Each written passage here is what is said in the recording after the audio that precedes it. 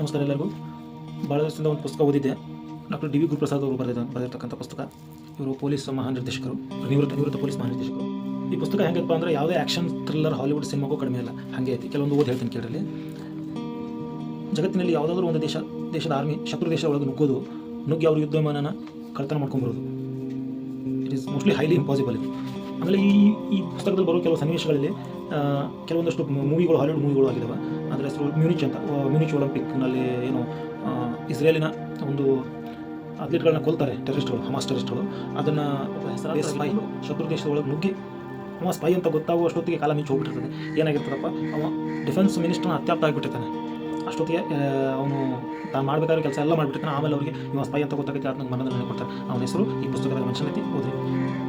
ಇನ್ನು ಸ್ವಲ್ಪ ಬಿಟ್ಟಿದ್ರೆ ದೇಶದ ಆಯಕಟ್ಟಿನ ರಾಜಕೀಯ ಜಗದಾಗ ಕುಂತ್ಬಿಟ್ಟಿದ್ದಾವ.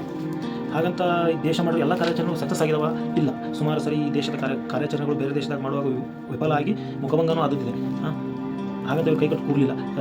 ಏನು ಮಾಡಿದ್ರು, ಅದರಿಂದ ಇನ್ನೂ ಜಾಸ್ತಿ ಏನು ತಪ್ಪು ಮಾಡಿರೋ ಅಂತ ಆತ್ಮಾವಲೋಕನ ಮಾಡ್ಕೊಂಡು ಮತ್ತೆ ಅದೇ ಆಪರೇಷನ್ನ ಸಕ್ಸಸ್ ಮಾಡಿರೋ ದೇಶ ಇದು. ಈಗ ಹೇಳಲ್ಪಟ್ಟಿರೋ ಬುಕ್ಕಿನ ಹೆಸರು ಶಿನ್ ಬೆಟ್.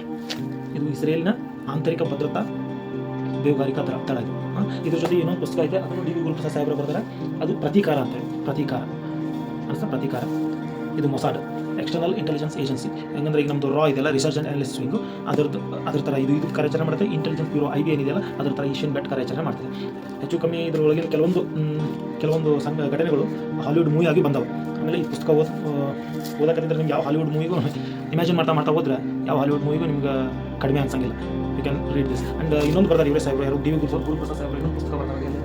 ಈಗ ಓದ್ತಾ ಇದ್ದೇನೆ ನಮ್ಮ ರಾ ಆಪರೇಷನ್ ಏನು ಮಾಡ್ಯಾವಲ್ಲ, ಎಕ್ಸ್ಟರ್ನಲ್ ಆಪರೇಷನ್, ಅದ್ರ ಬಗ್ಗೆ ಇನ್ನೊಂದು ಪುಸ್ತಕ ಬರ್ತಾರೆ. ಇದೇ ಥರ ಅದನ್ನು ಕಂಪ್ಲೀಟ್ ಓದಿ ಮುಗಿಸಿ ಅದನ್ನು ವಿಡಿಯೋ ಮಾಡಿ ಓದ್ರಿ. ಓದೋ ಹವ್ಯಾಸ ಹೆಚ್ಚಾಗಲಿ. ಹೀಗೆ ಚಾನಲ್ ಫಾಲೋ ಮಾಡಿರಿ, ಸಬ್ಸ್ಕ್ರೈಬ್ ಮಾಡಿರಿ. Thank you very much.